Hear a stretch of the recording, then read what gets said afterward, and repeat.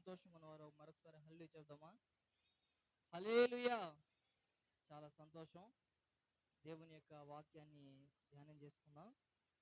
ప్రభు ఇంతవరకు పాట ద్వారా స్తుతించడానికి, విజ్ఞాపన ద్వారా ప్రభు సన్నిధిలో విజ్ఞాపన చేసేటువంటి గొప్ప భాగ్యాన్ని ప్రభు మనకు అనుగ్రహించిన విధానం బట్టి దేవునికి స్తోత్రాలు చెల్లించదాం. స్తోత్రం, స్తోత్రం, స్తోత్రం, స్తోత్రం, స్తోత్రం, స్తోత్రం, స్తోత్రం, స్తోత్రం. దేవుని యొక్క వాక్యంలోనికి వెళ్దాం.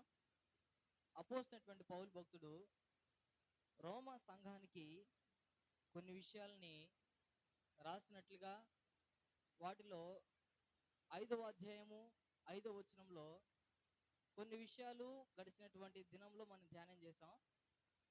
దేవుని యొక్క ప్రేమ ఎలా ఉంటుందో మనం ధ్యానం చేసాం. ఒకప్పుడు దేవుని యొక్క ప్రేమ మనల్ని వెదకనప్పుడు మనం ఏమై ఉన్నామో, మన స్థితి ఏందో, మన స్థాయి ఏందో పరిశుద్ధాత్మ దేవుని యొక్క నడిపింపు ద్వారా ఆయన ప్రభు మనతో మాట్లాడిన వారై ఉన్నారు. ఆమేన్, హల్లెలూయా. ఇప్పుడు మన యొక్క జీవితం గురించి ఆలోచన చేస్తా ఉన్నప్పుడు దేవుని యొక్క ప్రేమ మన ఎద్దుకు రాకముందు మనము ఏమై ఉన్నామో 5 విషయాల గురించి మనం ధ్యానం చేసాం. ఎవరికైనా ఏమైనా గుర్తుందా? దేవుని యొక్క ప్రేమ మన ఎద్దుకు రాకముందు మనము ఏమై ఉన్నాము అనేసి ఒక 5 విషయాల్ని మనం ధ్యానం చేసాం. అవి గుర్తున్న వారు ఏమైనా చెప్పగలుగుతారా? హల్లెలూయా. గుర్తు లేదని నేను అనుకుంటున్నా. గుర్తున్న వాళ్ళు చెప్పొచ్చు. హల్లెలూయా. సరే, దేవుని యొక్క వాక్యంలోనికి వెళ్దాం. రోమిలు రాసినటువంటి పత్రిక 5వ అధ్యాయము 5వ వచనాన్ని ఒకసారి చదువుకుందాం. రోమిలు రాసినటువంటి పత్రిక 5వ అధ్యాయము 5వ వచనం 136వ పేజీలో ఉంటది, క్రొత్త నిబంధన గ్రంథం. ఎందుకనగా ఈ నిరీక్షణ మనలను సిగ్గుపరచదు, మనకు అనుగ్రహింపబడిన పరిశుద్ధాత్మ ద్వారా దేవుని ప్రేమ మన హృదయములలో కుమ్మరింపబడి ఉన్నది. ఏలయనగా మనమింకా బలహీనులమై ఉండగా క్రీస్తు యుక్త కాలమున భక్తిహీనుల కొరకు చనిపోయెను. చిన్నపాటి ప్రార్థన చేసుకుందాం. మహాపరిశుద్ధ తండ్రి, దయగలిగిన మా ప్రభువ, కృపగలిగిన దేవా, మీకు స్తోత్రాలు చెల్లిస్తా ఉన్నాం. ఈ సిద్ధపాట విజ్ఞాపన కొడుకులో పాట ద్వారా స్తుతించడానికి, అనేక ప్రార్థన విజ్ఞాపనలు చేయడానికి మీరు చూపిన కృప కొరకై స్తుతిస్తా ఉన్నాం. ప్రభువ, మీ వాక్యాన్ని మేము ధ్యానం చేసుకోబోచుండగా స్వామి, మీరు మాతో, మా అందరితో ప్రభువ మీరు మాట్లాడి నడిపించండి. మేము ఏ విషయంలో సరిచేయబడాలనో, ఏ విషయంలో మీకు అంటుకట్టబడాలనో, మీకు సన్నిహితమైనటువంటి బాంధవ్యాన్ని దేవా పొందుకోవాలనో ప్రభువ మీరు మాతో మాట్లాడాలని ఉద్దేశం కలిగి ఉన్నారు. మీ ప్రణాళికను బట్టి, మీ ఉద్దేశాన్ని బట్టి నడిపించండి. నిలబడుతున్నటువంటి మీ పరిచర్యకుని మీరు బలపరచండి. మీ ఆత్మ అభిషేకంతో నింపండి, ధైర్యంతో నింపండి. మీ ప్రజలకి మా జీవితాలకు కావాల్సినటువంటి వాక్యాన్ని మీరు అనుగ్రహించండి. వాక్యానికి వ్యతిరేకం పనిచేయాలని చూస్తున్న ప్రతి సాతాను క్రియ మమ్మల్ని లయపరిచి మీ నామానికి సంపూర్ణ విజయం కలని సహాయం చేయమని యేసే నామములో అడుగుచున్నాం తండ్రి. ఆమేన్, ఆమేన్, హల్లెలూయా. చాలా సంతోషం ప్రభు సన్నిధిలో మీతో కలిసి ప్రభుని స్తుతించడానికి, ప్రార్థన చేయడానికి, ఇలా దేవుని యొక్క వాక్యాన్ని ధ్యానించడానికి ప్రభు ఇచ్చిన కృపను బట్టి స్తుతిస్తా ఉన్నాను. నాకు ఈ సమయాన్ని అప్పగించిన దేవుని యొక్క నామానికి మహిమ చెల్లిస్తా ఉన్నాను. అదే రకంగా దేవుని యొక్క సేవకులకి నా హృదయపూర్వకమైనటువంటి వందనాలు తెలియజేస్తా ఉన్నాను. కూడిచిన మీకు కూడా నా హృదయపూర్వకమైనటువంటి వందనాలు తెలియజేస్తా ఉన్నాను. చాలా సంతోషం. దేవుని యొక్క వాక్యంలో సెలవిస్తున్నటువంటి మాటల్ని మరొకసారి ధ్యానం చేసుకుందాం. రోమిలు రాసినటువంటి పత్రిక 5వ అధ్యాయము 5వ వచనాన్ని, ఎందుకనగా ఈ నిరీక్షణ మనలను సిగ్గుపరచదు, మనకు అనుగ్రహింపబడిన పరిశుద్ధాత్మ ద్వారా దేవుని ప్రేమ మన హృదయములలో కుమ్మరింపబడి ఉన్నది. ఎలయనగా మనం ఇంకా బలహీనులమై ఉండగా క్రీస్తు యుక్త కాలమున భక్తిహీనుల కొరకు చనిపోయేను. హల్లెలూయా. ఇక్కడ ప్రభువు పరిశుద్ధాత్మ దేవుని యొక్క నడిపింపుతో అపోస్తలుడైనటువంటి పౌలు రాస్తున్నటువంటి మాటలు కనుక మనం చూస్తున్నట్లయితే, ఎందుకనగా ఈ నిరీక్షణ మనలను సిగ్గుపరచదు. ఏ నిరీక్షణ మనల్ని సిగ్గుపరచదండి? నిరీక్షణ అంటే ఎదురు చూడడం. ఏ నిరీక్షణ మనలను సిగ్గుపరచదంట? ఈ నిరీక్షణ మనం సిగ్గుపరచదు అన్నాడు. ఏ విషయాన్ని బట్టి ఇక్కడ పౌలు మాట్లాడుతా ఉన్నాడు? దేవుని యొక్క మహోన్నతాన్ని మనం చూస్తా ఉన్నప్పుడు, ఆయన చనిపోయి తిరిగి లేచి పరలోక రాజ్యానికి వెళ్ళిన తర్వాత దేవుని యొక్క మహోన్నతాన్ని మనం విశ్వసించి నమ్ముతున్నటువంటి మన యొక్క ఆధ్యాత్మికటువంటి జీవితంలో ఆయన తిరిగి మరలా రాబోతున్నాడు. వధువు సంఘాన్ని ఆయన తీసుకెళ్తాడు.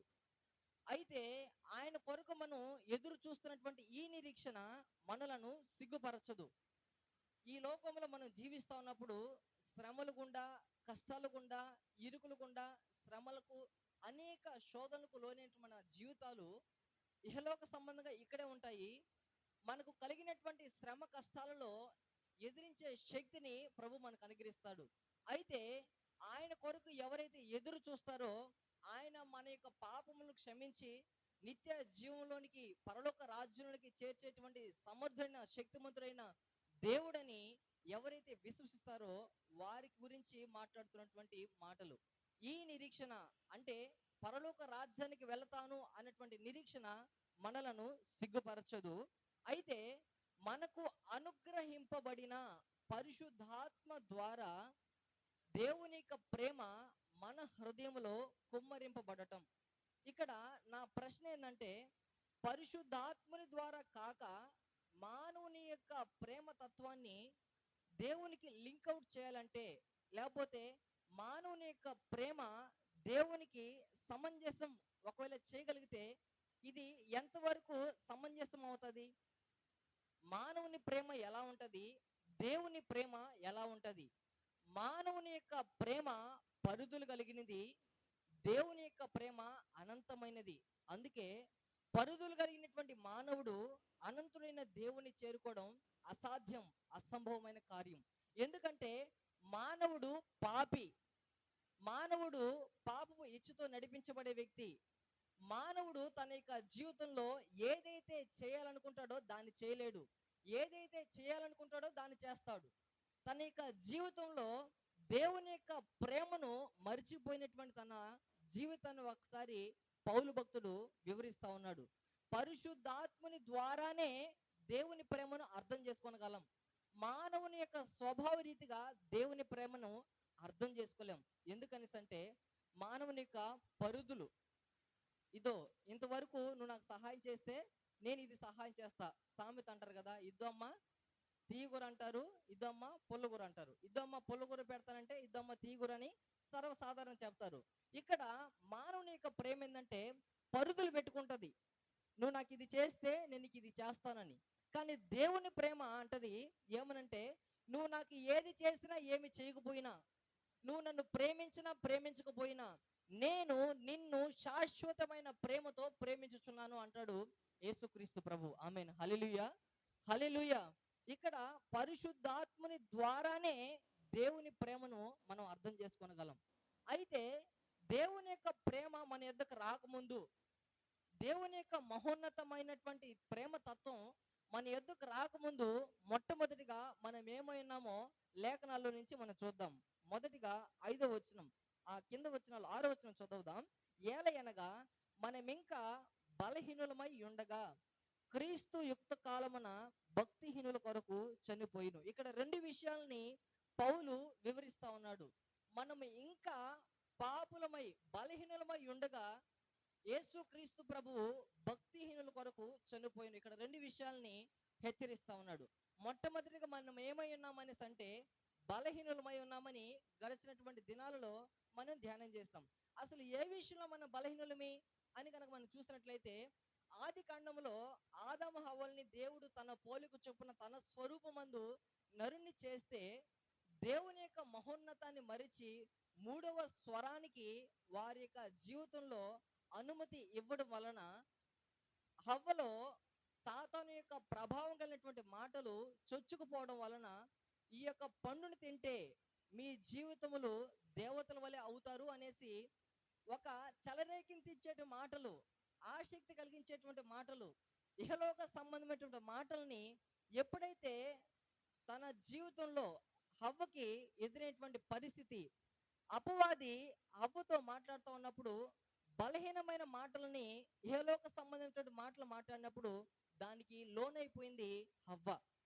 కాబట్టే ఆ మాటలు తన జీవితంలో తన యొక్క వినికిడిలో పడినప్పుడు ఇవి చాలా ఆసక్తిగా ఉన్నాయే, చాలా వినసొంపుగా ఉన్నాయే, చాలా సూపర్‌గా ఉన్నాయే అని తన జీవితంలో ఎప్పుడైతే తన చెవిని ఆ సాతాను అపవాదికి ఆ యొక్క చెవిని ఇచ్చిందో వెంటనే ఆ మాటలు హృదయంలోనికి పడిపోయాయి.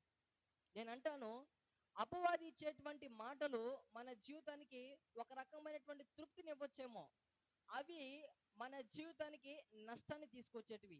ఆ బలహీనమైనటువంటి మాటల్ని ఎప్పుడైతే ఈ హవ్వ వినిందో తన జీవితంలో చేయకూడనటువంటి తప్పు చేయడానికి ఇష్టపడింది హవ్వ. మన జీవితాల్లో ఎలాంటి మాటలు వింటున్నాం? బలహీనమైనటువంటి మాటలు వింటున్నామా? కొన్ని సందర్భాలలో మనం కొన్ని పరిస్థితుల్లో బలహీనులం అవుతా ఉంటాం. అనారోగ్య పరంగా కావచ్చు, భక్తి పరంగా కూడా కొన్ని విషయాల్లో బలహీనపరచబడతా ఉంటాం. ఏదైతే చేయకూడదో దాన్ని చేసేయడం వల్ల అయ్యో నా జీవితం దేవుని యొక్క మహోన్నతాన్ని చాటేటువంటి నేనే బలహీనపరచబడితే ఎలా అని కొన్ని సందర్భాల్లో ఆలోచన చేస్తూ ఉంటాం. కొన్ని సందర్భాలలో మన ఆరోగ్య పరిస్థితిని బట్టి మనకున్నటువంటి అనారోగ్య పరిస్థితిని బట్టి చాలా ఆలోచన చేస్తూ ఉంటాం. ఏంది నా స్థితి, ఏంది నా పరిస్థితి ఇలా మారిపోయింది ఏంటి, ఒకప్పుడు నాకు ఆరోగ్యం చాలా చక్కగా ఉంది, ఎందుకు నేను బలహీనురాలను అయిపోయాను, ఎందుకు నేను బలహీనుడయ్యానని మనకులో మనము చాలాసార్లు ఆలోచన చేస్తూ ఉంటాం. కానీ ఇక్కడ హవ్వ కనుక చూస్తే బలహీనమైనటువంటి మాటల్ని ఎప్పుడైతే విన్నదో ఆటోమేటిక్గా పాపం అనేది ప్రవేశించింది. ఆజ్ఞ అతిక్రమమే పాపమై ఉన్నది. ఆమె బలహీనమైనటువంటి పాపలు పడడానికి ముఖ్య కారణం ఏందయ్యా అనేసి అంటే ఆమె బలహీనమైన మాటలు ఎప్పుడైతే వినిందో చేయకున్నటువంటి పనిని చేయడానికి ఇష్టపడిపోయింది.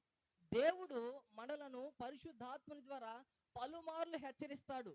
ఏమనంటే ఏది చేయాలి, ఏది చేయకూడదు, ఎలా జీవించాలి, ఎలా జీవించకూడదు, ఎలా నడవాలి, ఎలా నడవకూడదు, మన యొక్క ప్రవర్తన ఎలా ఉండాలి, ప్రవర్తన ఎలా ఉండకూడదని పరిశుద్ధాత్మ దేవుడు మనలను అనుక్షణం ప్రతిక్షణం మనల్ని హెచ్చరిస్తూ నడిపిస్తాడు.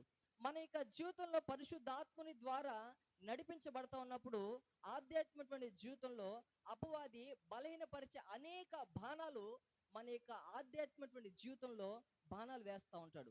అయితే దేవుని యొక్క వాక్య ఖడ్గం ద్వారా ఎప్పుడైతే ఎదిరిస్తామో ఆ బలహీనపరిచే మాటలు దేవుని యొక్క బలపరిచేటువంటి మాటలుగా దేవుని వాక్యం నుంచి ఎప్పుడైతే మన హృదయంలో పదిలిపరుచుకుంటామో అప్పుడు అపవాదిని వాక్య ఖడ్గం ద్వారా ఎదిరించగలం. మన జీవితంలో బలహీనపరిచేటువంటి మాటలు మన చెవులోనికి వెళుతా ఉన్నప్పుడు అక్కడి నుంచి వెళ్ళడానికి ఇష్టపడాలి. ఒకవేళ కనుక హవ్వ ఆ మాటలు వెనుక అక్కడి నుంచి వెళ్ళిపోయింటే పరిస్థితి మారిపోయి ఉంటది. కానీ ఎప్పుడైతే ఆ మాటలు వినడానికి ఇష్టపడిందో ఆ బలహీనపరిచే మాటలు వినిందో చేయకుండా తప్పిదం చేసినట్లు దేవుని వాక్యంలో సెలవిస్తా ఉంది. నా ప్రియ సహోదరులారా, దేవుడు మన జీవితాన్ని చూస్తా ఉన్నప్పుడు నువ్వు దేని గురించి వింటా ఉన్నావు? మొట్టమొదటిగా దేవుని యొక్క వాక్కులు వింటున్నావా? ఇహలోక సంబంధించినటువంటి అక్కమ్మలు మాట్లాడే మాటలు వింటున్నావా? మన జీవితంలో ఫలించాలంటే, అభివృద్ధి పొందాలంటే, దేవుని యొక్క మహోన్నతిని చాటాలంటే బలపరిచే ఆధ్యాత్మికటువంటి వాక్కుల్ని ధ్యానం చేయాలి. యోసేపు తన జీవితంలో తన యొక్క వ్యక్తిగతాన్ని నడిపిస్తా ఉన్నప్పుడు ముందుకు కొనసాగిస్తున్నటువంటి తన జీవితంలో దేవుని యొక్క ఆత్మ నడిపింపుతో నడిపించబడతా ఉన్నప్పుడు దేవుడిచ్చేటువంటి వాగ్దానాలు, దేవుడిచ్చేటువంటి నడిపింపు చాలా బాగుంది. ఆయన కలలు, ఆయన యొక్క నడిపింపు చాలా బాగానే ఉంది. అయితే తన కళని ఎప్పుడైతే పంచుకున్నాడో అన్నదమ్ముల దగ్గర కావచ్చు, తల్లిదండ్రుల దగ్గర కావచ్చు పంచుకున్నాడో నేను బలపరచబడతానులే అనుకున్నాడు. అక్కడ ఉన్నటువంటి పరిస్థితి బలహీనపరిచేటువంటి పరిస్థితి. మన జీవితంలో దేవుడిచ్చేటువంటి వాగ్దానాలు కావచ్చు, దేవుడు చూపించేటువంటి కళలు కావచ్చు, దేవుడు చూపించేటువంటి దర్శనాలు కావచ్చు, దేవుడు చూపించేటువంటి ఉద్దేశాలు కావచ్చు, ఇతరులతో కొంతమంది పంచుకుంటే మంచిది అనుకుంటాం. కానీ వారి హృదయంలో కలుగుతున్నటువంటి దురుద్దేశం మన జీవితాలకి సంక్షేమాన్ని కలిగించలేవేమో. కానీ దేవుడు మన పట్ల కలిగినటువంటి ఉద్దేశాన్ని సంపూర్తిగా నెరవేర్చడానికి సమర్థుడైన దేవుడు. యోసేపు తన జీవితంలో ఆ కళని పంచుకుంటే నన్ను బలపరుస్తారు, అన్నదమ్ములు బలపరుస్తారు, నాతో ఉన్నటువంటి తల్లిదండ్రులు బలపరుస్తారు అనుకున్నాడు. కానీ నువ్వే మమ్మల్ని ఎలతావా అని నీ కళలు ఏమవుతాయో, నీ దర్శనం ఏమవుతుందో చూస్తామని గుంటలో పడవేసినట్లుగా తన యొక్క జీవితంలో అనేక శ్రమలు గుండా, కష్టాలు గుండా, ఇరుకులు గుండా, ఇబ్బందులు గుండా నడిపించబడినట్లు మనం చూస్తాం. దేవుడు మనల్ని నడిపించేటువంటి వ్యక్తిత్వం కనుక చూస్తే, దేవుడు ఒక వ్యక్తి పట్ల ఆయన ఉద్దేశం కలిగి ఉన్నప్పుడు దాన్ని నెరవేర్చడానికి అనేక పరిస్థితులు గుండా నడిపిస్తాడు. ఆ నడిపించేటువంటి నడిపింపులో మన ఆధ్యాత్మికటువంటి జీవితం ఎలా ఉంది? యోసేపుని ఆ కళలు ఇచ్చిన తర్వాత, దర్శనం ఇచ్చిన తర్వాత ఇమ్మీడియట్లీ దేవుని యొక్క నడిపింపు ద్వారా నడిపించబడుతున్నటువంటి ఇక యోసేపు జీవితంలో చూసినట్లయితే, తన యొక్క జీవితంలో ఒక మంచి స్థానంలోనికి ఇమ్మీడియట్లీ ఇచ్చలే దేవుడు. అననుకూల పరిస్థితులు, శ్రమలు, కష్టాలు, ఏడ్చుకునే తత్వం, నా పరిస్థితి ఏంది, దేవుడిచ్చిన వాగ్దానం ఏంది, దేవుడిచ్చిన దర్శనం ఏంది, నా జీవితం ఏంది ఇలా ఉంది. తన యొక్క జీవితంలో అనేక శ్రమలు గుండా నడిపించబడ్డాడు. బలహీనపరిచేటువంటి పరిస్థితులు అనేకములు ఎదురైనప్పటికీ తన దేవుని వైపు చూశాడు, విజయాన్ని చూశాడు. హల్లెలూయా, హల్లెలూయా. మన ఆధ్యాత్మికటువంటి జీవితంలో మన కుటుంబంలో కావచ్చు, మన బంధువుల్లో కావచ్చు, ఇరుగు పొరుగు వారు కావచ్చు, మనం కలిగి ఉన్నటువంటి వ్యక్తిత్వాన్ని బట్టి, దేవుడు మన పట్ల కలిగి ఉన్నటువంటి వ్యక్తిత్వాన్ని బట్టి కొన్ని పరిస్థితుల్లో దూషించే మాటలు ఉండొచ్చేమో, బలహీనపరిచే మాటలు ఉండొచ్చేమో, కానీ మన దేవుడు అలాంటి పరిస్థితుల్లో బలవంతులుగా మార్చడానికి దేవుడు సహాయం చేస్తాడు. ఆమేన్, హల్లెలూయా. ఎలాగో తెలుసా? ఆయన యొక్క జీవ వాక్కుల్ని, వాగ్దానాల్ని మనకు అనుగ్రహించి నడిపించాలనుకుంటున్నాడు. మోషే తన జీవితంలో ఇశ్రాయేల్ని నడిపించేటువంటి ఆ పర్యావసరంలో దేవుడు సీనాయి పర్వతంలో దేవుని యొక్క ప్రత్యక్షత కనపరుస్తా ఉన్నప్పుడు, అయ్యా నువ్వు ఇశ్రాయేల్ ప్రజలు నడిపించాలయ్యా మోషే అంటా ఉన్నప్పుడు, అయ్యా నేను నత్తోన్నయ్యా, అయ్యా నేను నడిపించలేనయ్యా అని తన జీవితంలో దేవుని దగ్గర మాట్లాడుతూ ఉన్నప్పుడు బలహీనమైన మాటలు మాట్లాడుతూ ఉన్నాడు. అయ్యా నేను ఈ ప్రజల్ని నడిపించడానికి నాకు సామర్థ్యం లేదయ్యా, నోటి మాంద్యం కలిగి వాడినయ్యా, నేను ఎలా నడిపించగలను, నాకు శక్తి లేదయ్యా అన్నటువంటి మాటలు మాట్లాడుతూ ఉన్నప్పుడు దేవుడు మోషేకు తోడై నడిపించాడు. హల్లెలూయా.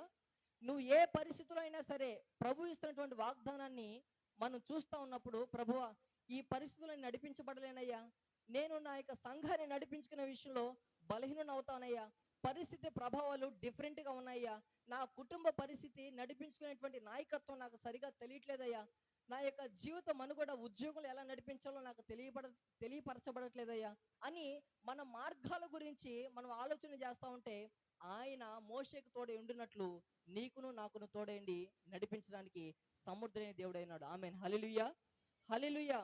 ఇశ్రాయేల్ ప్రజలు నడిపించబడతా ఉన్నారు. మార్గంలో ఎర్ర సముద్రం ఎదురైంది.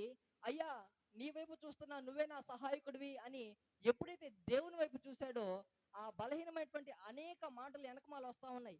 ఇక్కడ తీసుకొచ్చి మమ్మల్ని చంపడానికా, ఆ ఐగుప్తులోనే మా కష్టాలు నష్టాలు పడుంటాం కదా, ఇక్కడ తీసుకొచ్చి మా ప్రాణాలు తీయడానికి ఇక్కడ తీసుకొచ్చావా మోషే అని బలహీనపరిచేటువంటి దృక్పాంతిని తీసుకొచ్చేటువంటి బలహీనమైన మాటలు మాట్లాడుతూ ఉన్నప్పుడు కూడా మోషే ఎక్కడ కూడా బలహీనపరచబడలా.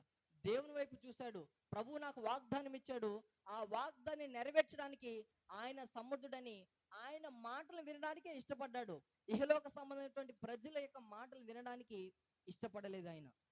మన జీవితంలో దేవుని యొక్క వాక్యం పైన మనం ఎప్పుడైతే శ్రద్ధ నిలిపి ఆయన వాక్యాలని మన యొక్క జీవపు ఊటగా మార్చుకుంటామో, ఆ జీవపు ఊట మన హృదయంలో కుమ్మరించబడుతుందో, పరిశుద్ధాత్మని ద్వారా దేవుని యొక్క ప్రేమ మన హృదయంలో ఎప్పుడైతే కుమ్మరించబడుతుందో, అప్పుడు పరిశుద్ధాత్మ దేవుని యొక్క కార్యములు మన కళ్ళారా చూస్తాం. ఆమేన్, హల్లెలూయా, హల్లెలూయా. ఇక్కడ సంసోను తన జీవితంలో దెలీలా వల్ల తన జీవితంలో బలహీనపరచబడేటువంటి వ్యక్తిత్వాన్ని కలిగి ఉన్నాడు. మన జీవితంలో దేవుడు చూపించేటువంటి దర్శనం, దేవుడు మన ఎడల కలిగినటువంటి ప్రణాళిక, దేవుడు మన కలిగినటువంటి ఉద్దేశాలను నెరవేర్చడానికి ఇష్టపడుతున్న దేవుడు. అయితే సంసోను పట్ల కూడా దేవుని యొక్క ప్రణాళిక ఉంది. నాజూరు చేయబడినటువంటి వ్యక్తి, తన జీవితంలో దేవుని కొరకే ప్రతిష్ఠించబడినటువంటి వ్యక్తి, తన ప్రతిష్టతని నడిపించుకోవాలి అలాంటి పరిస్థితుల్లో నడిపించుకోవాలి అనుకుంటున్నటువంటి ఆ సందర్భాలలో కొన్ని పరిస్థితులు బట్టి బలహీనుడైపోయాడు.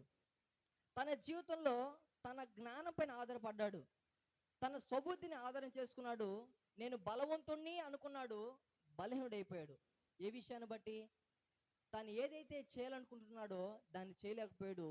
చేయి ఉన్నటువంటి పనులు చేయడం వల్ల బలహీనపరచబడ్డాడు. బలవంతుడు. ఫిలిస్తీన్లు ఒక్కసారిగా వస్తే శత్రు సమూహం గాడిద దవడ ఎముకని తీసుకొని, గాడిద దవడ ఎముకండి, దాన్ని తీసుకొని 1000 మందిని హతమార్చగలిగాడు. అలాంటి బలవంతుడు ఒక స్త్రీని బట్టి బలహీనుడైపోయాడు. ఈ దినాన పరిశుద్ధాత్మ దేవుడు మనతో మాట్లాడుతుంటే మాటలేందో తెలుసా? నువ్వు ఏ విషయంలో బలహీనుడైపోతా ఉన్నావు? ఆదాము హవ్వలు కనుక చూస్తే వారి జీవితంలో బలహీన మాటలు వినడం వల్ల వారు పాపంలో పడిపోయినట్లు మనం చూస్తాం. మన యొక్క జీవితంలో దేవుని యొక్క మాటలు వింటున్నామా? ఇహలోక సంబంధమైన మాటలు వింటున్నామా? ఇక్కడ యోసేపు తన యొక్క తల్లిదండ్రులు, తన యొక్క అన్నదమ్ములు బలపరుస్తారు అనుకున్నాడు, కానీ బలహీనపరిచే మాటలు మాట్లాడారు. ఇక్కడ మోషే తన జీవితంలో నడిపించబడతా ఉన్నప్పుడు దేవుని చేత ఇశ్రాయేలు ప్రజల ద్వారా బలహీనపరిచేటువంటి మాటలు విన్నాడు. అయినా దేవుని మాటలు విన్నాడు కాబట్టి ఆధ్యాత్మికటువంటి జీవితం ముందు కొనసాగించబడింది. సంసోను తన జీవితంలో బలాఢ్యుడు అనుకున్నాడు, బలవంతుడు అనుకున్నాడు. అనేక అద్భుత కార్యాలు చూడగలిగాడు, చేయగలిగాడు. శత్రువులను కూడా చంపగలిగేటువంటి అట్లాంటి శక్తివంతుడు సంసోను.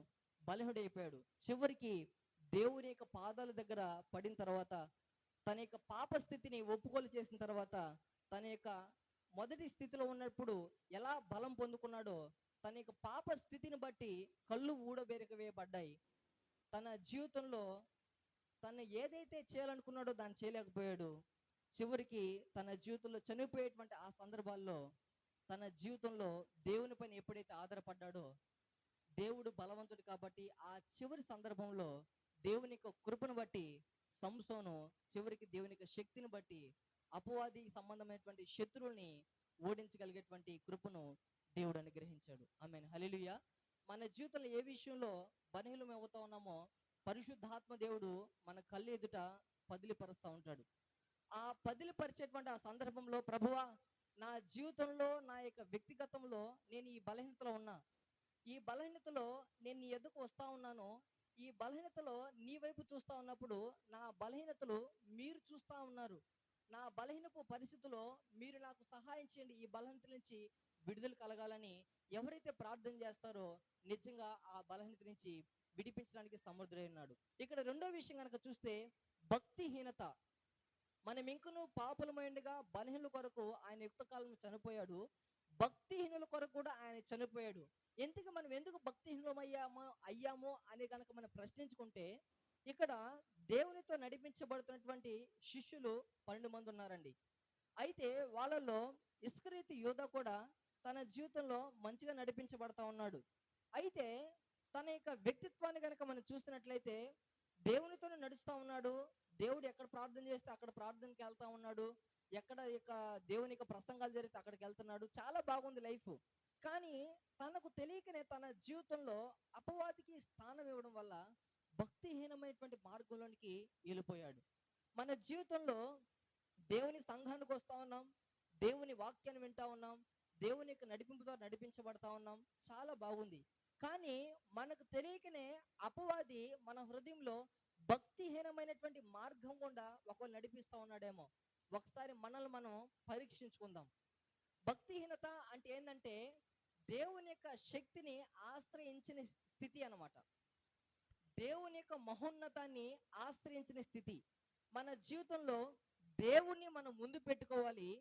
దేవుడే నాకు ఆధారం, దేవుడే నాకు సహాయకుడు అని దేవుని వైపు ఎప్పుడైతే చూస్తామో, బలహీన పరిస్థితులు వచ్చినప్పటికీ, భక్తిహీనమైన మార్గాలు వచ్చినప్పటికీ ఆయన కృప పైన ఎప్పుడైతే ఆధారపడతామో భక్తిహీనుల్ని బలవంతులుగా మార్చడానికి దేవుడు సమర్థుడైనాడు. ఆమేన్, హల్లెలూయా, హల్లెలూయా. మన జీవితాలు కనుక చూస్తే తోమా గనక తన యొక్క వ్యక్తిత్వాన్ని కనుక చూసినట్లయితే, తోమా యేసుక్రీస్తు ప్రభుల వారు చనిపోయి 3వ దినాన్ని తిరిగి లేచిన తర్వాత మొట్టమొదటిగా శిష్యులు కనిపిస్తారు. రెండో మారు తోమాకు కనిపిస్తాడు. ఆ మొట్టమొదటి సందర్భంలో తోమా లేడు, కూరగాయలు తీసుకోవడానికి పోయాడో, మార్కెట్కి వెళ్ళాడో ఏమో తెలియదు మనకు. మొత్తానికి బయట వెళ్ళాడు. వెళ్ళిన తర్వాత ఇక్కడ తోమా తన జీవితంలో అక్కడ గదిలోనికి వస్తారు. వచ్చిన తర్వాత మేము దేవుని చూసామయ్యా అని పేతురు అక్కడ ఉన్నటువంటి శిష్యులు చెప్తా ఉంటే, నేను నమ్మనన్నాడు.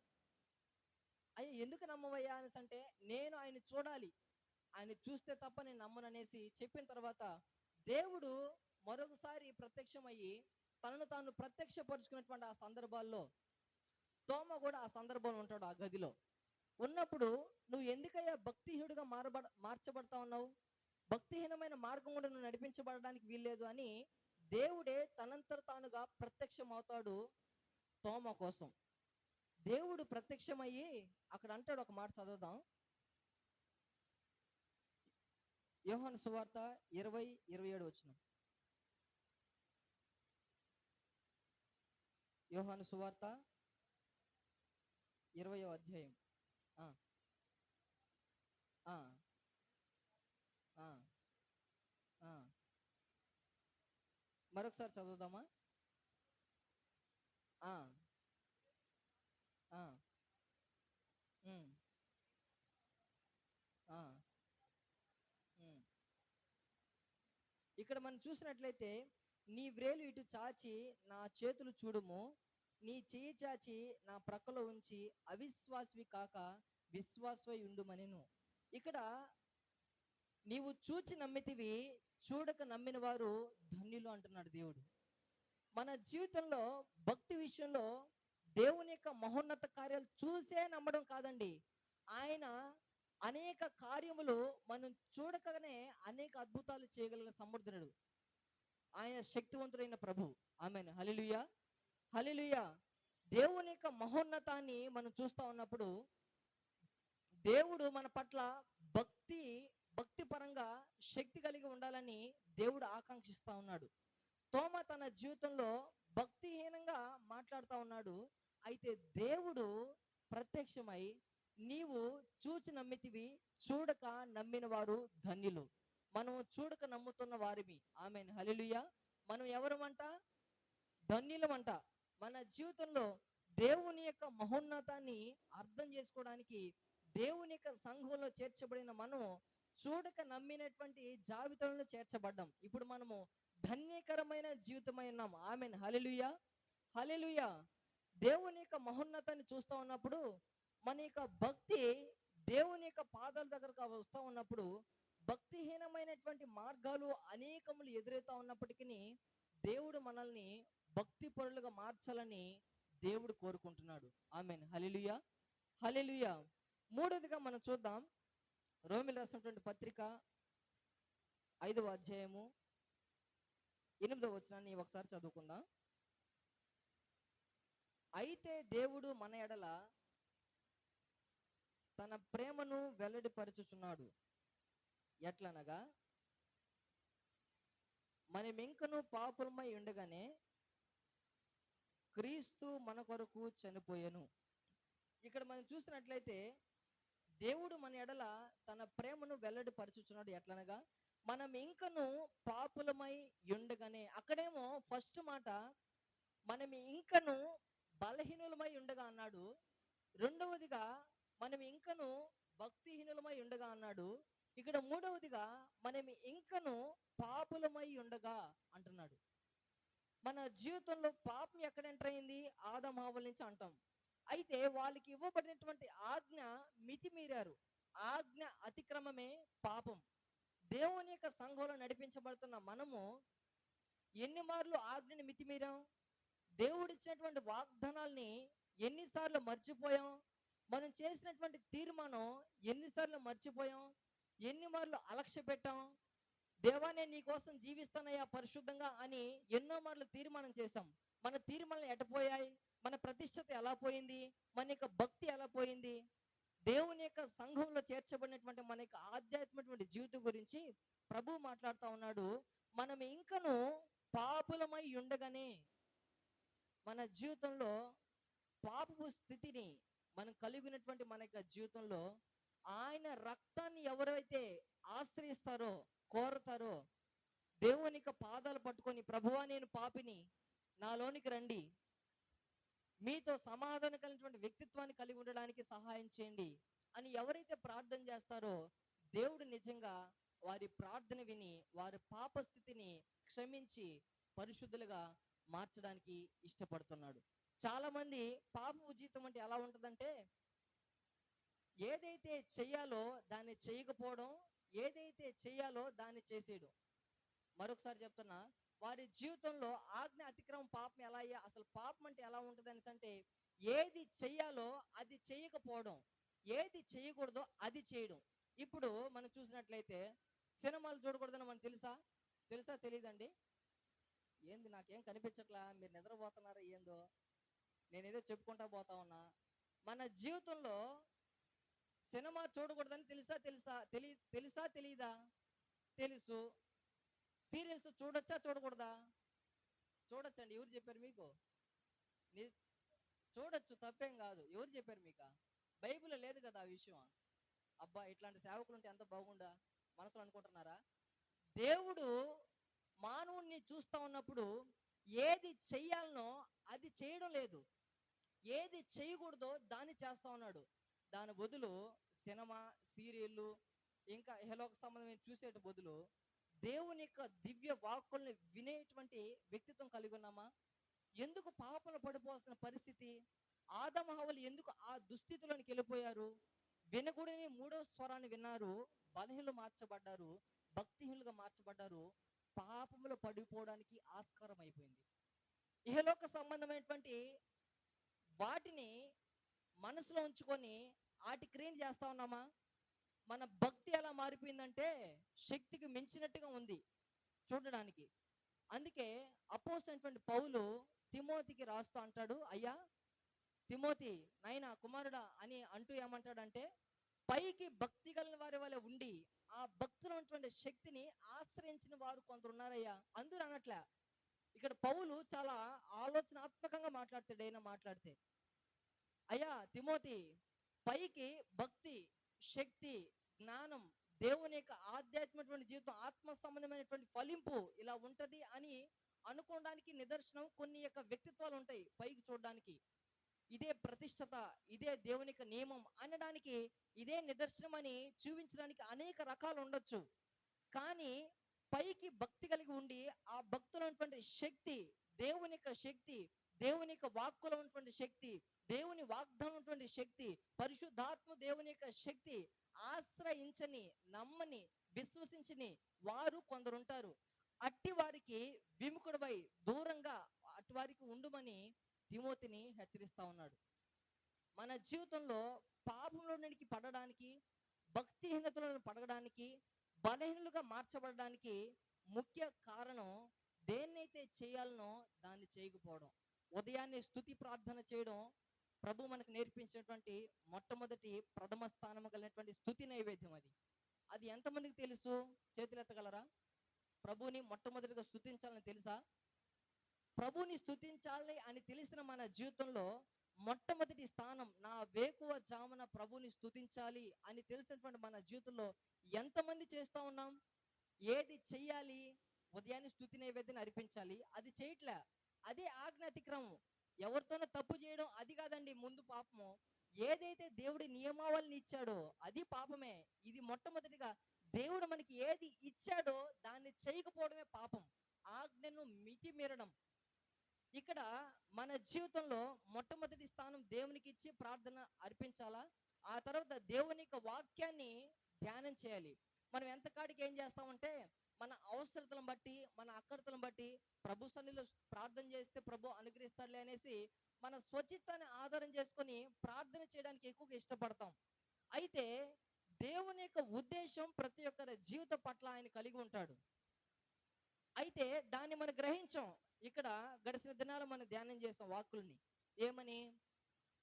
దేవుడు దేవుని యొక్క వాక్యాన్ని ప్రకటిస్తూ ఒక ధోనిని ఎన్నుకున్నట్లు, ఆ ధోని పేతురుదని తెలుసు. పేతురు తన జీవితం నడిపించబడతా ఉన్నప్పుడు దేవుడు అంటాడు, అయ్యా పేతురు, కొంచెం నీ యొక్క పడవని, నావని కొంచెం లోతునికి పంపించయ్యా అన్నప్పుడు దేవుని యొక్క మాటను బట్టి ముందుకు నడిపించబడేటువంటి ముందు సందర్భంలో పేతురు అంటాడు, అయ్యా మేము రాత్రంతా ప్రయాసపడ్డామయ్యా, మాకు ఏం దొరకలేదయ్యా, ఆయనను నీ మాట చొప్పున వెలవేస్తామన్నారు. అయితే వల వేసిన తర్వాత విస్తారమైన చేపలు పడ్డాయి. పడిన తర్వాత ఆయన పేతురు దేవుని వైపు చూసి తన స్థితిని ఎలా చూపిస్తా ఉన్నాడంటే, తన హృదయంలో నుంచి నేను పాపాత్ముణ్ణి అని ఉచ్చరణ చేస్తా ఉన్నాడు. నేను అంటాను, ఎందుకని పేతురు దేవునికి ఆశీర్వాదాన్ని చూసినప్పుడు తన జీవితంలో నేను పాపిని అని ఒప్పుకొని చేస్తా ఉన్నాడండి. ప్రభువా, నువ్వు నాకు రోజు ఉండు, రోజు పడవలోనికి రా, నేను నీకు కొంత ప్లేస్ ఇస్తాను, నువ్వు ఎక్కడ వలవేమంటే అక్కడ వలేస్తాను, చేపలు మంచిగా పడతాయి, వ్యాపారం చేసుకుందాం, సూపర్గా ఉంటుంది లైఫ్ అని చెప్పుండొచ్చు కదా. ఎందుకని పేతురు తన జీవితంలో నేను పాపాత్ముణ్ణి అని తన హృదయంలో తన హృదయపు స్థితిని ప్రభు పాదాల చెంత ఒప్పుకోలు చేస్తా ఉన్నాడు. ప్రతి ఒక్కరి జీవితం పట్ల ఆయన ఉద్దేశం ఉంటది. మన జీవితంలో మన అవసరతలు బట్టి, మన అక్కరతలు బట్టి, ప్రభువా నాకు ఇది తీర్చు, నాకు ఇది చెయ్యి, ఇది తీర్చు, ఇది చెయ్యి, ఇది నాకు తీర్చు, ఇది చెయ్యి అంటే ఆయన తీర్చడానికి సమర్థుడే. కానీ నీ స్వచ్ఛతాన్ని ముందు పెట్టి అడుగుతా ఉన్నావా? దేవుని ఉద్దేశాన్ని బట్టి అడుగుతా ఉన్నావా? ప్రతి ఒక్కరి జీవితం పట్ల ఆయన ఉద్దేశం ఉంటది. పిలుచుకున్న దేవుడు నమ్మదగిన వాడు. ఆమేన్, హల్లెలూయా. నీకు ఏమి ఇవ్వాలనో, ఏమి ఇవ్వకూడదో, నీ జీవితంలో ఎలా నడిపించబడాలనో, ఎలా నడిపించబడకూడదో, నీ జీవితానికి ఏది అవసరమో, ఏది అవసరత లేదో, ఆయన సృష్టికర్త అండి. సమస్తాన్ని ఆయన నోటి మాట ద్వారా కలుగు చేసిన దేవునికి నీకు ఏమి ఇవ్వాలో ఆయనకు తెలీదా? ప్రతి ఒక్కరి జీవితం పట్ల ఆయనకు ప్రణాళిక కలిగి ఉంటాడు. కానీ మనమే మితిమీరి, ఆజ్ఞని మితిమీరి చేయకున్నటువంటి పనులు చేయడం వల్ల, దేన్ని చేయాలనో దాన్ని చేయకపోవడం వల్ల మన జీవితంలో పాపంలో పడిపోయే అవకాశం ఉంటుంది. మన జీవితంలో పాపపు ఇచ్చలతో బ్రతకాలని దేవుని ఆశ కానే కాదు. ఆయన తన యొక్క మహిమ రాజ్యంలో చేర్చాలని, ఆ పరిశుద్ధుల గుంపులో చేర్చాలని, ఆయనను స్తుతించాలని, ఆయనను ఘనపరచాలని, ఆయన యొక్క మహోన్నతాన్ని చాటాలని దేవుని యొక్క ఆశ.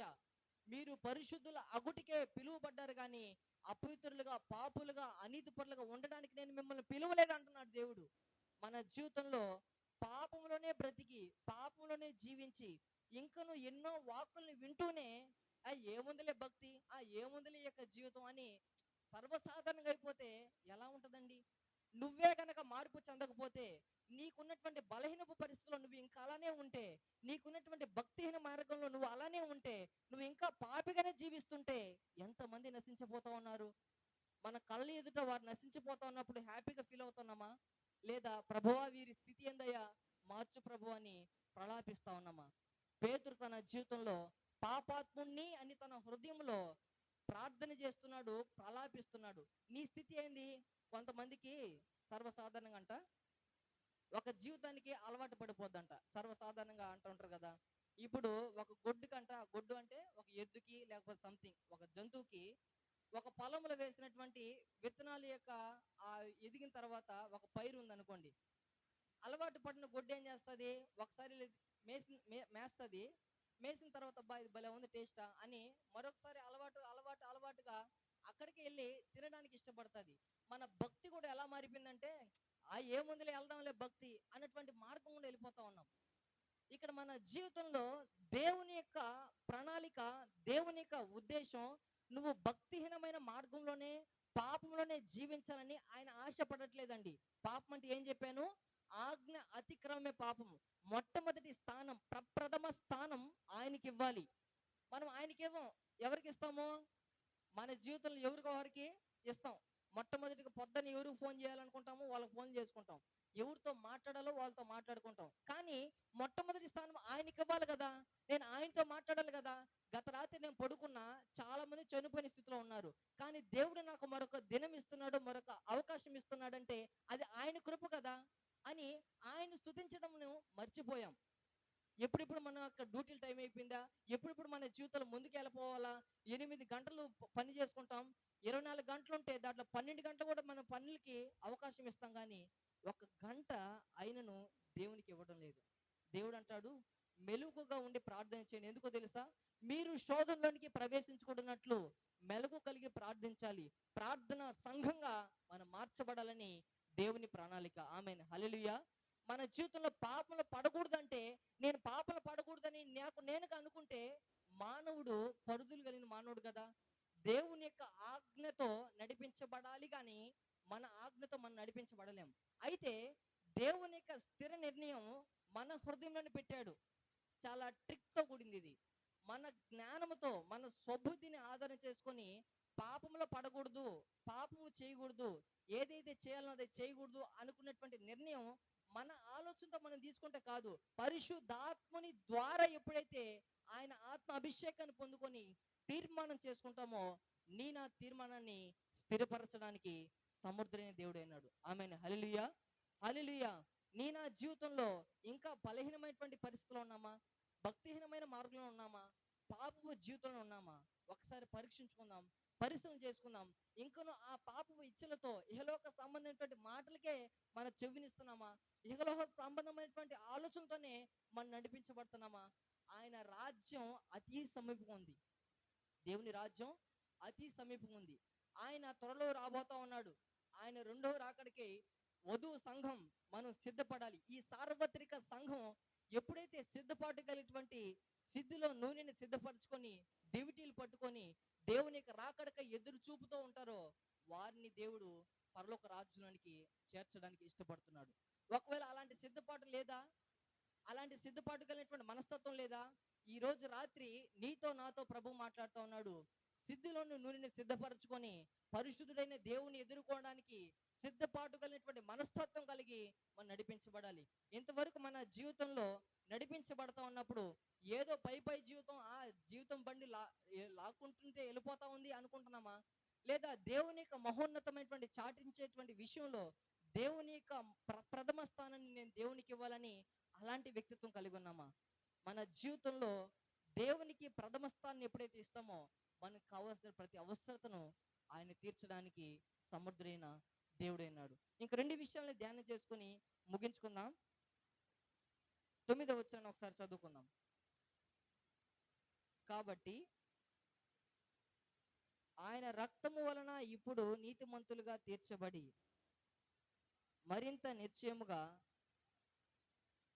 ఆయన ద్వారా ఉగ్రతుండి రక్షించబడదు. ఇక్కడ రెండు విషయాల్ని పౌలు మాట్లాడుతూ ఉన్నాడు. ఆయన రక్తం వలన ఇప్పుడు నీతిమంతులుగా తీర్చబడ్డాం. ఒకవేళ ఆయన రక్తం ద్వారా కాక మామూలుగా ఉన్న స్థితి ఏందో తెలుసా? అనీతి తత్వం, అనీతి పరులమి. నీతి అనే నియమం మనకు లేదు. ఎందుకంటే పాపపు ఇచ్చతో నడిపించబడతా ఉన్నాం కదా. నీతి అనేటువంటి తత్వం మనలో లేదు. ఎందుకు లేదయ్యా అంటే, మనం ఆజ్ఞను అతిక్రమించాం, మితిమీరాం. అయితే అనీతి పరులైనటువంటి మన జీవితాన్ని దేవుడు చూసి ఆయన రక్తము ద్వారా నిన్ను, నన్ను, మనలను, సార్వత్రిక సంఘాన్ని ఆయన నీతి పరులుగా మార్చాలని, ఆయన రక్తము ద్వారానే మనము పరిశుద్ధపరచబడాలని ఆయన ఉద్దేశం కలిగి ఉన్నాడు. ఆమేన్. హల్లెలూయా. ఈ యొక్క రాత్రి దేవుని యొక్క వాక్యాన్ని వింటున్నటువంటి మన జీవితాలు కనుక మనం చూసినట్లయితే, మనం చెప్పుకోవడానికి నీతి పరులు అనడానికి ఏం నిదర్శనం లేదు. నీతిమంతుడు లేడు, ఒక్కడును లేడంట దేవుని వాక్యం. మీలో చాలా మంది వాక్యాల గురించి చెప్పమంటే భలే చెప్తారు, నాకంటే ఇంకా మంచి చెప్తారు. నీతిమంతుడు లేడు, ఒక్కడు లేడని. అయితే ఈ వాక్కులు చెప్తా ఉన్నప్పుడు ఆ యొక్క వాక్యంలో ఉన్నటువంటి గుండె లోతుల్లో నుంచి మనం కనుక పరీక్షించుకుంటే, పరిశీలన చేసుకుంటే మన జీవితాలు ధన్యకరంగా మార్చబడతాయి. దేవుని యొక్క వాక్యాన్ని ఆ సందర్భాన్ని వినేసి, ఆ దేవుని యొక్క వాక్యం బాగుంది, ఇది అది అనుకొని వెళ్ళిపోతే ఏం బాగుంటదండి? మన జీవితంలో దేవుడు ఏం మాట్లాడుతూ ఉన్నాడో దాన్ని మన యొక్క వినడమే కాదు, విన్న మన జీవితంలో హృదయంలో పదిలిపరుచుకొని అది కార్యసాధకం అయినట్లయితే అది నీతి తత్వంగా మార్చబడుతుంది. ధర్మశాస్త్రంను వినువారు దేవుని దృష్టికి నీతిమంతులు కారు గాని నిద్రపోయే వాళ్ళు నీతిమంతులు. అంతేనా? ఏందండి అక్కడ చూస్తా ఉన్నారు నా సైన? ధర్మశాస్త్రాన్ని వినువారు దేవుని దృష్టికి నీతిమంతులు కారు గాని ఆ ధర్మశాస్త్రాన్ని విని, గ్రహించి, అనుసరించి, ప్రవర్తించి వారే నీతిమంతులుగా తీర్చబడతారు. మన ఆధ్యాత్మికమైన జీవితంలో దేవుని యొక్క వాక్యాన్ని విని పెడచోని పెడతా ఉన్నామా? వినే విషయంలో మన యొక్క దేవుని యొక్క వాక్కు మనం ముందుకు వస్తా ఉన్నప్పుడు మన యొక్క జీవితం ఎలా ఉంది? స్టెబిలిటీ కలిగి ఉందా? ఏదో ఒక మాటలు మాట్లాడుతూ ఉన్నారు, ఒక అరగంట అయితే వాక్యం అయిపోతుంది, అదంతా మన జీవితం. ఏదో సామెత ఉంది, తదా ప్రజ అని సంథింగ్ ఏదో వస్తుంది. తదా ప్రజ యథా ప్రజ ఏదో సంథింగ్ లేదు, నాకు ఎందుకు రాలేదు. మన జీవితంలో మన జీవితం ఈ యొక్క ఆత్మీయ జీవితం నడిపించబడతా ఉన్నప్పుడు ఏదో బండి పోతా ఉంది, బండి పోతా ఉంది, బండి పోతుంది, చచ్చేదాకా ఈ బండి పోతుందిలే అని ఏదో టూకీగా వెళ్ళిపోతా ఉన్నాం ఆ సంఘానికి. దేవుడు సర్వోన్నతనే దేవుడు, తన నోటి మాట ద్వారా సర్వ సృష్టిని చేసిన దేవుడు నిన్ను తన స్వహస్తాలతో తన పోలిక చొప్పున నరుని చేతుము అనుకున్న దేవుడు నిన్ను తన పోలికలు చేసుకున్నాడు, తన స్వరూపం ముందు చేసుకున్నాడు. దేవుని యొక్క తత్వం ఎలా ఉంటుందో తెలుసా? దేవుని యొక్క ఆలయాన్ని పాడు చేసేవాడిని ఎవరు పాడు చేస్తా అన్నారు? ఆ దేవుడే పాడు చేస్తాడంట. ఈ యొక్క హృదయం అనేటువంటి ఆలయాన్ని దేవుడే నియమించాడు. ఈ యొక్క నియమాన్ని నీతి పరులుగా మార్చాలని దేవుడు కోరుకుంటున్నాడు, పరిశుద్ధులుగా మార్చాలని దేవుడు కోరుకుంటున్నాడు, భక్తి పరులుగా మార్చాలని కోరుకుంటున్నాడు. ఈ యొక్క ఆలయాన్ని కనుక చెరిపేస్తే ఆయన నీ జీవితాన్ని చెరిపేస్తాడంట. మన జీవితంలో దేవుని యొక్క నీతి తత్వాన్ని అనుసరిస్తా ఉన్నామా? దేవుని యొక్క వాక్యాలు వింటున్నటువంటి మన జీవితంలో విని గ్రహించి ఆ ప్రకారం నడిపించబడుతున్నామా లేదా? ఒక విషయాన్ని నేను చెబుతాను. ఈ రోమిల్ రాసినటువంటి పత్రికలోనే 6వ అధ్యాయము 22 వచనం ఒకసారి చదువుకుందాం. రోమిల్ రాసిన పత్రిక 6వ అధ్యాయము 22 వచనం. అయినను ఇప్పుడు పాపము నుండి విమోచింపబడి దేవునికి దాసులైనందున పరిశుద్ధత కలుగుటయే మీకు ఫలము, దాని అంతము నిత్య జీవము. ఎలైనగా పాపం వలన వచ్చు జీతము మరణము, అయితే దేవుని కృపావరము మన ప్రభువైన క్రీస్తు యేసునందు నిత్య జీవము. పాపం వలన జీతం ఏందంట? మరణం. మన జీవితంలో అనిత్య తత్వం ఉంది, చూసావా? ఇది పాపము నియమం. అయితే ఈ అనిత్య తత్వం పాపము నియమంలో నడిపించబడతా ఉన్నప్పుడు ఎవరైతే ఆయన రక్తాన్ని ఆశ్రయిస్తారో, ఆయన యొక్క పరిశుద్ధులైన యేసు రక్తం ద్వారా కడగబడాలని దేవుని యొక్క కృపా సన్నిధానాన్ని ఎదురు చూస్తారో, దేవుని కృప ద్వారా మన యొక్క పాప స్థితిని కడగడానికి క్రీస్తు యేసు ద్వారా నిత్య జీవం ఇవ్వడానికి ఆయన ఇష్టపడుతున్నాడు. మన జీవితంలో అనితి ఫలం మన జీవితాల్ని దేవుని యొక్క రక్తం ద్వారా నిన్ను నన్ను నీతిమంతులుగా తీర్చాలని కోరుకుంటా ఉన్నాడు. మన జీవితంలో అనితి తత్వం ఉన్నప్పటికీ ఆయన యొక్క రక్తం ఎప్పుడైతే ఆశ్రయిస్తామో, ప్రభువా నేను అనీతిమంతున్నయ్యా, నీతిమంతుని చెప్పుకోవడానికి నాలో ఏమి లేదు ప్రభువా, మీ రక్తము ద్వారానే నేను నీతిమంతుడిగా తీర్చబడతానని ఎవరైతే ఆ క్రీస్తు యేసు రక్తాన్ని ఆశ్రయిస్తాడో వాళ్ళు నిజంగా ఆయన నీతిమంతులుగా మార్చడానికి ఇష్టపడుతున్న దేవుడు. చివరిగా ఆ యొక్క వచనాన్ని చదువుకుందాం. కింద వచనాలు ఉగ్రత గురించి మరింత నిశ్చయముగా 9వ వచనం, 5వ అధ్యాయము 9 కింద, మరింత నిశ్చయముగా ఆయన ద్వారా ఉగ్రత నుండి రక్షించబడదుము. దేవుని యొక్క ప్రేమ మన ఎదుకు రాకముందు మనము దేవుని యొక్క ఉగ్రతకు లోనైన వ్యక్తులమి. అసలు ఎందుకు దేవుని యొక్క ఉగ్రత మానవుల మీదకి వచ్చిందండి? మీరు చెప్పండి, ఎందుకు దేవుని యొక్క ఉగ్రత మానవుల మీద ఎందుకు వచ్చింది? మీరు ఏం చెప్పరు. నేను మిమ్మల్ని అడిగినా వేస్ట్. నా పాటికి నేను వాక్యం చెప్పుకొని ముగించేసుకోవడం చాలా సంతోషం. ఒక విషయాన్ని అడిగినప్పుడు మీ నుంచి అస్సలు ప్రతిస్పందన రాదు. పాండూరు సంఘంలో ఒక దాని గురించి అడిగితే నేను చెప్పాలనుకున్నటువంటి టాపిక్కి వాళ్ళు రియాక్షను చాలా బాగుంటుంది.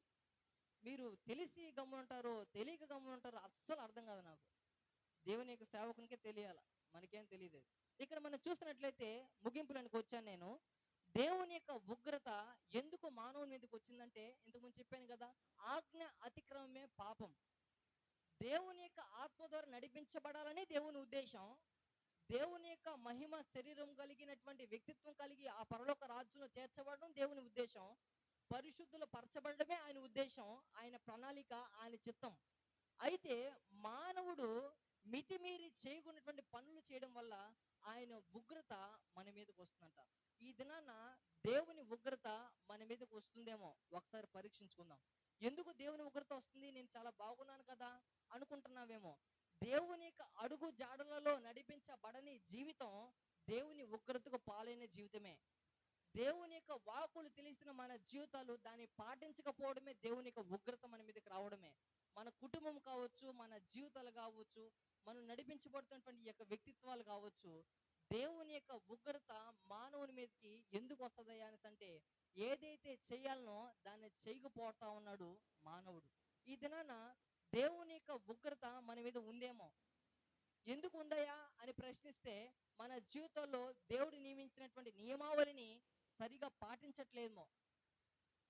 దేవుని యొక్క శరీరాన్ని, దేవుని యొక్క రక్తాన్ని త్రాగుతున్నటువంటి మన జీవితాల్లో, తీసుకుంటున్న మన జీవితాల్లో అయోగ్యంగా ఏముందిలే, ఒక రొట్టె, ఒక ద్రాక్ష రసం ఇస్తున్నారు, తిందాం, తృప్తిగా ఉందాం అని నిర్లక్ష్యతనం.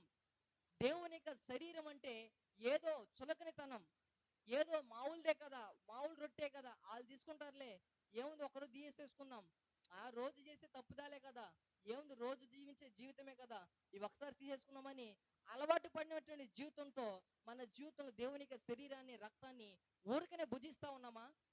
ఏదో దాన్ని తినాలి కాబట్టి తినాలి, తీసుకోవాలి కాబట్టి తీసుకోవాలి.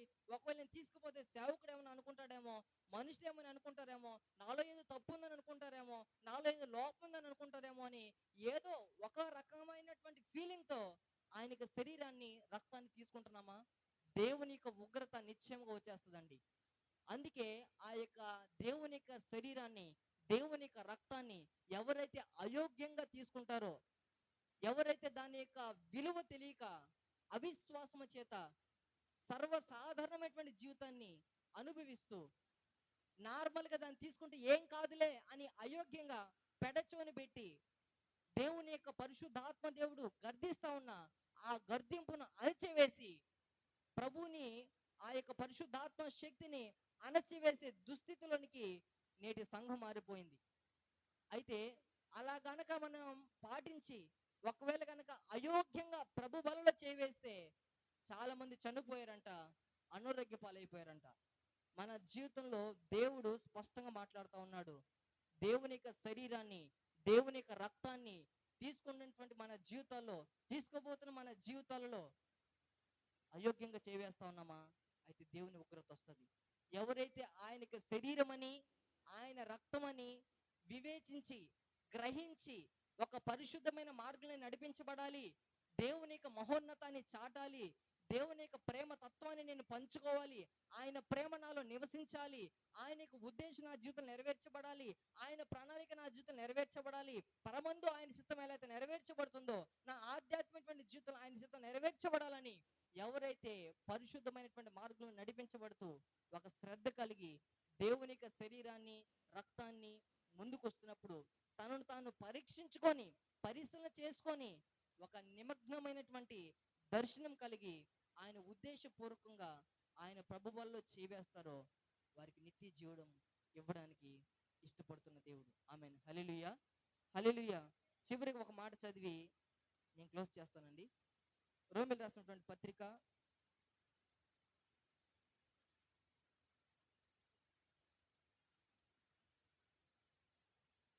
4వ అధ్యాయము, క్షమించాలి, రోమిల్ రాసిన పత్రిక 5వ అధ్యాయం 1వ వచనం. కాబట్టి విశ్వాస మూలమున మనము నీతిమంతులుగా తీర్చబడి మన ప్రభు అయిన యేసుక్రీస్తు ద్వారా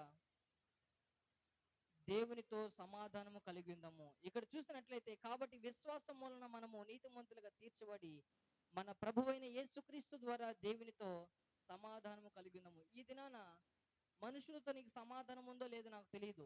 మొట్టమొదటిగా నీకు, నాకు, మన ఆధ్యాత్మిక జీవితం, ఎవరైనా సరే, యవ్వన బిడ్డలు కావచ్చు, కుటుంబం నడిపించినటువంటి పెద్దవారు కావచ్చు, మధ్య తరగతి వారు కావచ్చు, ఎవరైనా కావచ్చు, మొట్టమొదటిగా నా జీవితాల్లో దేవునితో సమాధాన పరిచే, ఐక్యపరిచే ఆ ప్రేమ బాంధవ్యంలో నడిపించబడాలని దేవుడు కోరుకుంటున్నాడు. ఒకవేళ గనక ఆ ప్రేమ బంధం, దేవునితో ఉన్నటువంటి సమాధాన స్థితి లేకపోతే నువ్వు ఎంత కలిగి ఉన్నా, ఎంత సంపద కలిగి ఉన్నా, ఎంతలాంటి హోదా కలిగి ఉన్నా, ఎలాంటి నీ యొక్క జీవితం నడిపించబడుతున్నా అదంతా వృధానే, ఇహలోక సంబంధమైనదే. మొట్టమొదటిగా మన జీవితంలో విశ్వాసము మూలముగా యేసుక్రీస్తు ద్వారా దేవునితో సమాధాన పడాలి.